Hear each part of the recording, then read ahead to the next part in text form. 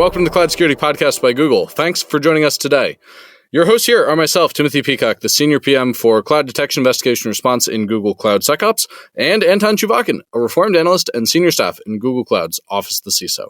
You can find and subscribe to this podcast wherever you get your podcasts, as well as at our website, cloud.google.com/podcasts. If you enjoy our content and want it delivered to you piping hot every Monday, please do hit that subscribe button. You can follow the show, argue with your hosts, and the rest of our listeners on our Cloud Security community page. You can find the link to that in our show notes and on our LinkedIn page. Anton, this episode, I think, is a delightful follow-up to last week's episode because we go from the theory of how nation-states relate to each other in cyber to the very, very real practice of how two nation-states are relating to each other, both in cyber and in the physical world. I think you win the Understatement of the Year prize with that in regards to nations' practical interactions. Unfortunately, as we know, it involves tanks, missiles, and cyber attacks, right? And cyber attacks. So, but yes, it was a very geopolitical episode. And I think, did we ever mention cloud even once? No. And I'm sorry, listeners, that it's not a cloud episode, but I think it is a worthy entry in the Cloud Security Podcast by Google because we're talking about operational technology and living off the land and the challenge of forensicating environments that have been wiped and actor attribution and all of these things that are relevant for cloud security. And so, we're not going to talk about IAM policies, but we do talk a lot about security. And so this is maybe the Cloud Security Podcast by Google today. It was the one. We almost I think a couple of times that both of us had a possibly urge to say, Sandra, can you say cloud? Just so that it's a Cloud Security Podcast. But ultimately, the flow was so good that none of us did this. And the content was so interesting. And so with that, let's not waste one more second. Let's welcome today's guest. Today, we are joined by Sandra Joyce, VP at Mandiant Intelligence. Sandra, I am delighted to have you with us today. Of all of the Mandiant folk I've met since you have all joined us at Google, your orientation towards the mission has been really meaningful to me, and I really appreciate that. So I want to talk today about a pretty interesting report that came out last year on a pretty complex incident. And this episode we're releasing right after an episode that we did talking about state sovereignty and cyber. So this is just perfect. Could you give us the 2-minute overview on the incident that you reported on last year, and we'll dive in? Yes, and thank you so much for having me, first of all. It's a pleasure to be here. And I really appreciate your comments about the mission, because when you're in security, if you're not about the mission of security, then you might lose sight of what it's all about. And this report that we did is one of those examples of really understanding what it's all about. And I'll tell you a little bit about it. The threat actor behind this one is known as Sandworm. And so Sandworm is the sort of, let's call it the nickname that has been given to this threat actor years ago by actually somebody who works for me named John Holquist, our chief analyst. And years ago, we were tracking activity that was tied to Russian military intelligence organizations. And Sandworm has been very active since the invasion that started in Ukraine by the Russians. And they've been carrying out all these wiper attacks. They've been carrying out major attacks on Ukrainian critical infrastructure. But most of them haven't been that successful. But actually, what we saw is one that was successful. And so what we outlined here was that Sandworm actually managed to slip through the net on this one. They used what's called living off the land techniques on OT systems or operational technology systems.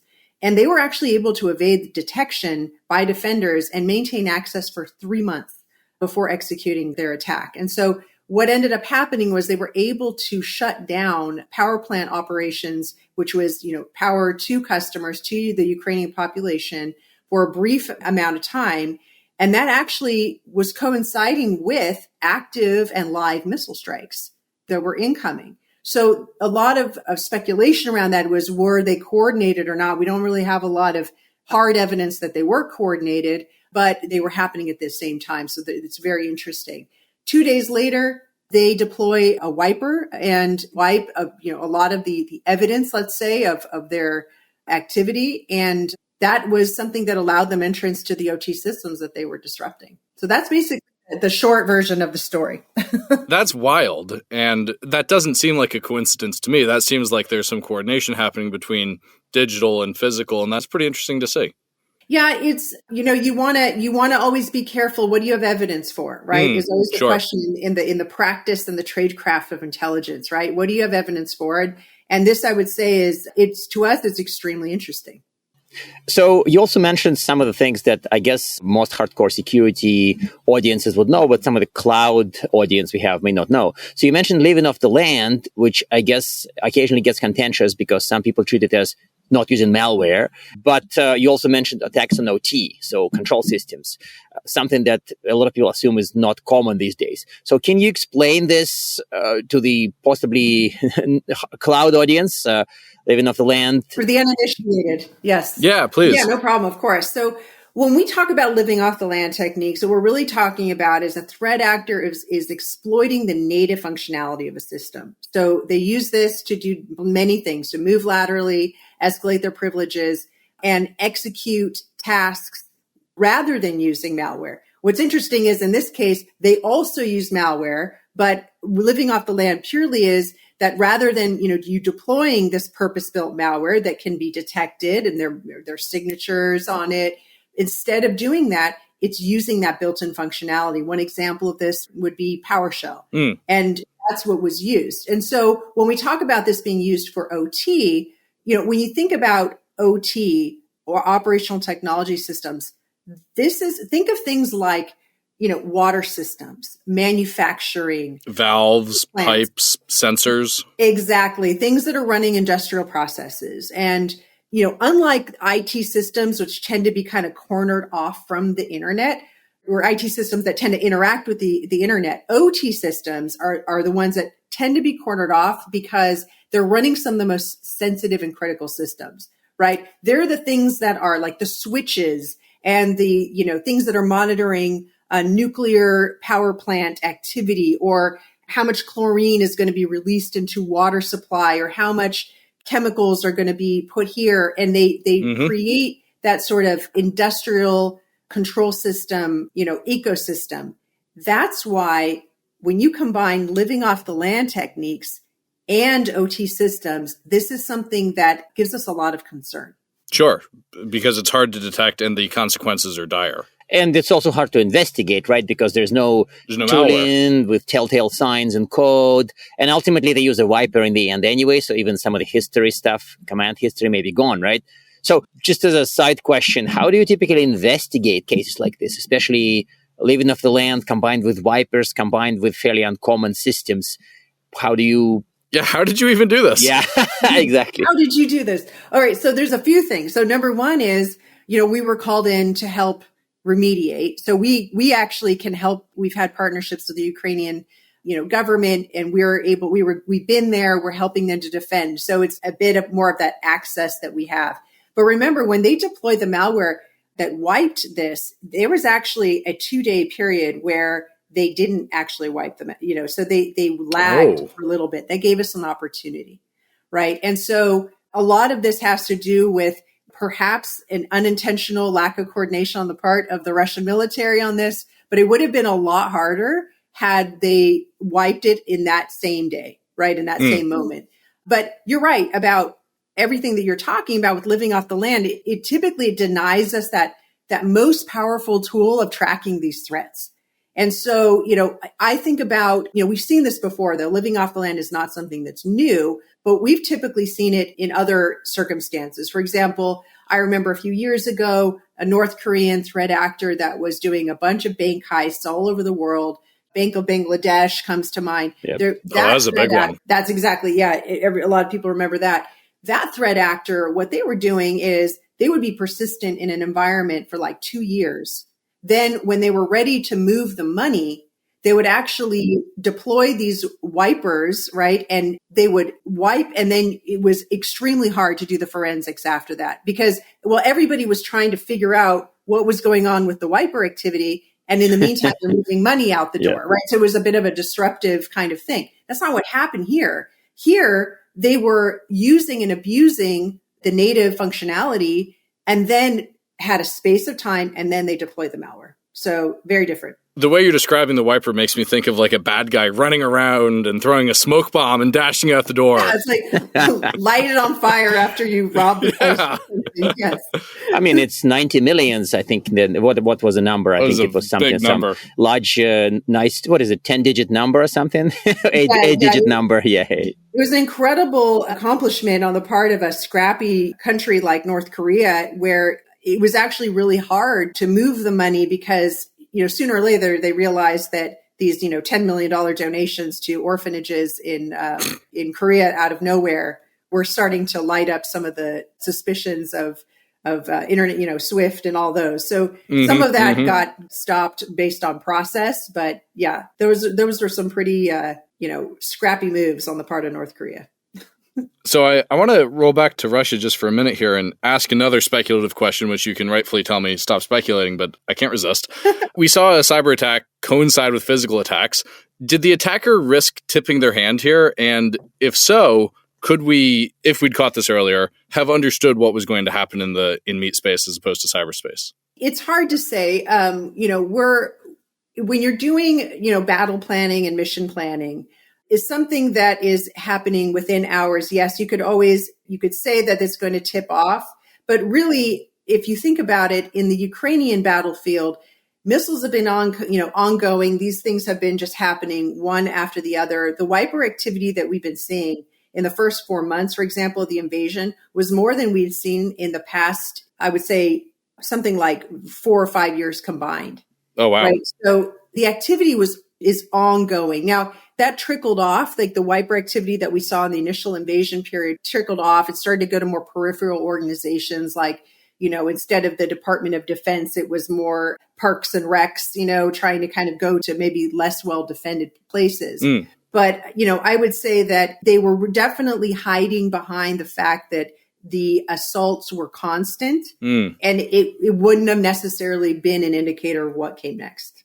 Sure. If what comes next is missiles, knowing that missiles comes next doesn't change the picture. Right. And that's probably the bane of intelligence sometimes when if you know something, but you can't do all that much about, then there's a value in knowing, right? Like, I'm sorry, this is my bias from my previous job is when sometimes clients would ask about, should I get more threat intel? And we ask them, well, can you do anything if somebody tells you you're going to hit by a biggest DOS ever in 3 hours? They'd be like, not really, then why would it help you to know that if you can't act operationally? There's no agility. That really is sort of the holy grail, let's say, of threat intelligence, though, is can you do the forward-looking early warning, right? If you can do early warning in a place, as specific as possible, that is a very, very difficult thing to do because, the tradecraft of threat intelligence is more about risk and probabilities of things happening because we don't have a crystal ball. But we can say things like, we have seen this threat actor use these techniques before, and we have seen evidence that they're targeting this industry. So if you're in this industry, make sure you're hardened against these tactics, right? So it's more of a using the probabilities and making assessments based on what we're seeing, before, what we're seeing, today and the evidence, and then making those sort of strategic over the horizon projections. That is as much art as it is science. Which, by the way, brings us to the other dreadful question, the A word, attribution, right? About art and science immediately made me think, well, we have an attribution question somewhere in there. And it's next. Yeah, and it is next. So, I mean, I don't even know where to start, admittedly. I've met enough security professionals who sort of frown, even in 2024, about attribution being like all that valuable to their teams. But in this case, in this kind of higher stakes game, we can jump to conclusions, of course, which country benefits the most from this. But how could you talk about how your team handled attribution, how robust it was, and how sure are we really in this case and maybe in others? Yeah, I mean, this attribution for us is a very delicate process. And we have the benefit of having something like 15 plus years of cybersecurity related threat actor activity, targeted intrusion data that we can consult and look at. And that's really important when you're doing attribution, because it's really this sort of delicate process of looking at clusters of activity and then bringing them in, sort of merging in clusters of activity when you see those overlaps in things like behavior, infrastructure, malware, the actual targeting, And when we see that forensic evidence, we can say, oh, there is overlap in all of these different areas. And then we start to merge in those clusters of activity. So in this case, we had assigned what we call an uncategorized cluster of activity or group, UNC 3810. And this was based on some of the malware overlap and some of these other factors. But when we did the broader analysis, we were able to see that there were overlaps in all of the areas that we talked about with behavior, infrastructure, malware, et cetera. And we were able to merge it into Sandworm. And so also against the backdrop of in a battlefield situation, Russia's not necessarily concerned with hiding who they are, right? We already know who the adversary is. So Sandworm has a history of conducting these types of OT attacks. If you think about Ukraine in 2015 and 2016, that was Sandworm. They have a long history of doing this. So it's not necessarily this large analytical leap. There's a lot of forensic evidence, and that's basically the process that we go to. It can take a long time. So on that note about OT is a really interesting aspect of this attack, and we can think all the way back to like Stuxnet and even things before that in the OT world. But here, OT in particular, where do you think people are underprepared for OT? Where should we be thinking more about this? What's the future hold? She may be on the podcast for another 6 hours, though. That's true. That's a risk. Yeah. Let me start at the beginning. No, look, here's the thing. When most of these industrial processes and power plants were built, they did not necessarily have the security mindset that an IT infrastructure would have, right? So therein lies sort of this, the OT defensive landscape. It really does continue to kind of lag far behind the typical defenses of an IT environment. And that is simply because of the nature of how those things were built, created, and where they exist, out in the middle of the ocean, with oil extraction, or they're in a water treatment facility or that kind of thing. So right now, what we're seeing is that these OT attacks are kind of rare. It's actually really hard. Like in what we saw with this living off the land technique is these threat actors needed to know quite a bit about the actual system that they were working in. So they really had to understand and have a very high level of familiarity with the operations of this place, which is also an interesting feature of this. It's very hard to scale something like this, like an attack like this, because of that high level of technical knowledge that you need to have. But over the last decade, we've seen Russia's capability grow in this space. So I mentioned Black Energy in 2014. I mentioned the blackouts in 2015. They started to then automate those attacks and malware like Indestroyer in 2016 and in 2022. So there's a lot of evolution here, but OT continues to lag behind. So in saying that, we really need to invest more in some of the basics when it comes to cybersecurity hygiene in OT environments. I feel like if you gave me root on a domain controller on an oil rig, I would have no idea what to do. But if you gave me root in a cloud environment, I would do some damage. So this makes a lot of sense to me that it's genuinely hard to do OT attacks well, and extra scary that they did do one well. Well, it's also not just technical knowledge, it's a site knowledge, right? It's a knowledge of technology in this particular place. So it's almost like, I think that's the angle that Sandra didn't focus on, but I think it's also kind of the scary part is they knew how this utility operated, not just how utilities operate, right? Right. And I think that we think sometimes we might have a talent shortage. Well, bad guys have talent shortages too. Right? So you got to imagine trying to recruit for this. I mean, if you're a government like Russia, you may be training and you have groups like, the Research Institute of Chemistry and Mechanics, where we saw that the Triton malware was originated from. So in some cases, they have systematic learning and training by some of their, top talent in this, but it's still a rare skill. And to your point, it needed to be tailored. And that's what this was. Gosh, it never occurred to me that there'd be a talent shortage on the other side of the fence. That's so funny. Yep. Thank goodness. Right? They've got bosses, they've got bills, and they got talent shortages. One good example of this is in the ransomware community in the underground, they have affiliates that they recruit. And, there is a bit of a fight to make sure that you can recruit the right affiliates to join your efforts, right? So they do fight for talent on the other side as well. Wow. I'm glad there's market pressures there too. Yeah, at this point, I'm like, yeah, but if it's your sole security measure that bad guys have talent shortages, we are probably safe. I think that takes a depressing spin. So let's go back to the case, right? And I think that you also mentioned that it wasn't just like you showed up on site 5 minutes after the attack. You had Mandiant has a long history working with Ukraine, going to, pre-war years. So could you share a bit more how this came to be and maybe some of the highlights of how we are helping defend the country? Yes. So as I mentioned, we have the belief that we need to be really adjacent to some of the biggest threat actors out there. So Mandiant has always had a presence in Ukraine. We have a presence in Taiwan. We like to be adjacent and be able to learn, right, what the latest techniques are. It's long been known that Russia deploys a lot of their up and coming malware or techniques against Ukrainians and in the Ukrainian environment. So we need to be there. So that gives us the benefit of establishing those relationships, but also it allowed us to be there literally the minute that the invasion started. We were already being contacted and we're ready to roll to support. Some of the stuff that we did right off the bat was helping the Ukrainians defend against infiltrations into their civil defense systems that were designed to warn the population about incoming missile strikes.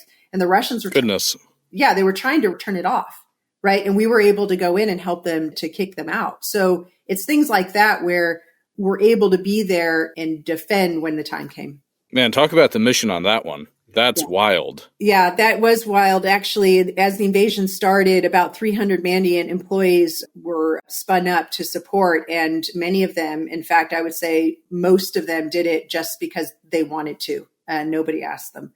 And I think to your point, mission is so important. Sometimes a Mandiant consultant, for example, is the only thing standing between a Russian threat actor and their entire network getting wiped.